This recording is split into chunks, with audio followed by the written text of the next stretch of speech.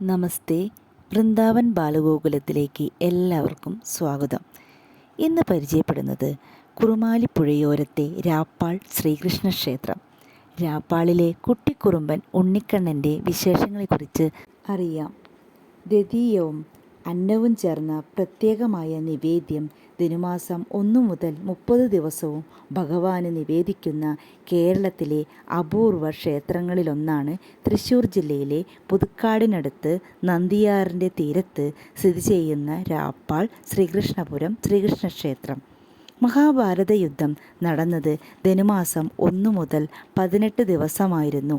ഭഗവാൻ കൃഷ്ണന് മഹാഭാരത യുദ്ധങ്ങളിൽ പാഞ്ചാലി പാചകം ചെയ്തു കൊടുത്ത ഭക്ഷണമായിരുന്നു ദധിന്യം.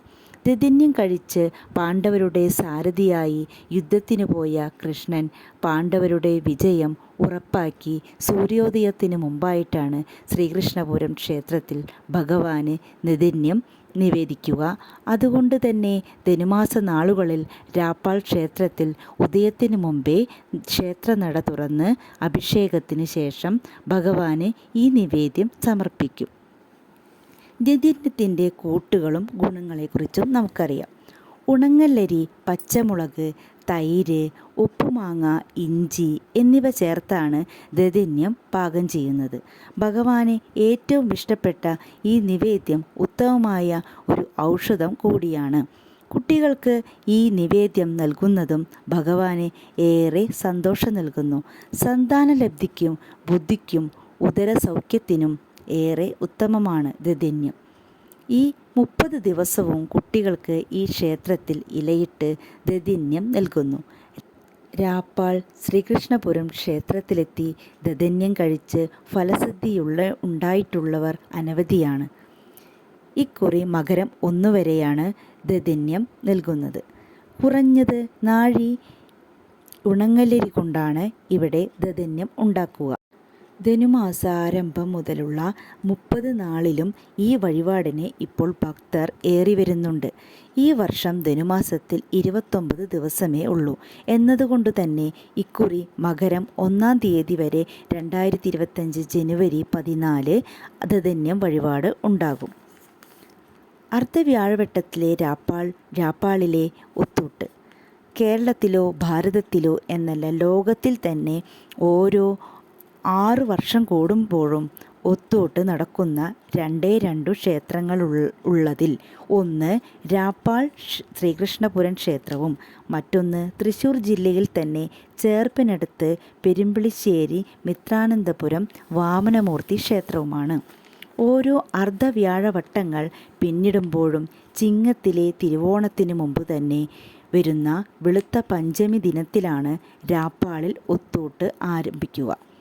ഓത്ത് അറിയുന്ന 4 പേരെയെങ്കിലും ഉണ്ടെങ്കിലേ ഈ യജ്ഞം നടത്താനാകൂ. രാപ്പാളിൽ 20ഓളം പേർ ഉണ്ടാകാറുണ്ട്. അഷ്ടമി തുടങ്ങിയ തിഥികൾ അനാദായമാണ്. 2.5 മാസത്തോളം ഒത്തൂട്ട് നീളും. മധ്യാഹ്നത്തിലും സായം സന്ധ്യയിലും ഒന്നു നിർത്തിയ ശേഷം വീണ്ടും തുടരും. ഒത്തൂട്ട് മുതലായ യജ്ഞങ്ങൾ കാലങ്ങളായി നടന്നു വരുന്നത് കൊണ്ട് തന്നെ ഒരു പ്രത്യേക ചൈതന്യവും തേജസ്സും ശക്തിയുമാണ് രാപ്പാളപ്പൻ എന്നറിയപ്പെടുന്ന ഇവിടത്തെ ദേവനുള്ളത്.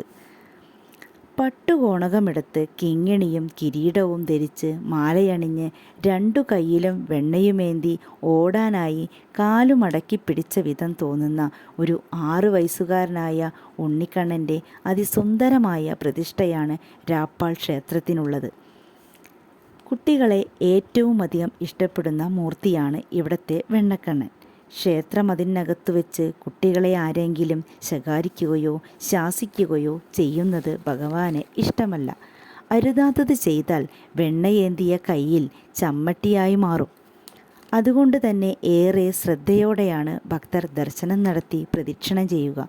കുട്ടികൾക്ക് കുസൃതി ഉണ്ടാവാനായി കുന്നിക്കുരു വാരിയിടലും ഇവിടുത്തെ പ്രത്യേകതയാണ്. കുംഭമാസത്തിലെ വെളുത്ത ദ്വാദശി ആറാട്ട് വരും വിധമാണ് ഇവിടുത്തെ ഉത്സവം. ഇരിങ്ങാലക്കുട കൂടൽമാണിക്യൻ ക്ഷേത്രത്തിലെ ആറാട്ട് ഒന്നിടവിട്ട വർഷങ്ങളിൽ രാപ്പാൾ കടവിലാണ് നടക്കുന്നത്. പണ്ട് എല്ലാ വർഷവും രാപ്പാൾ കടവിലായിരുന്നു എന്ന് പറയപ്പെടുന്നു.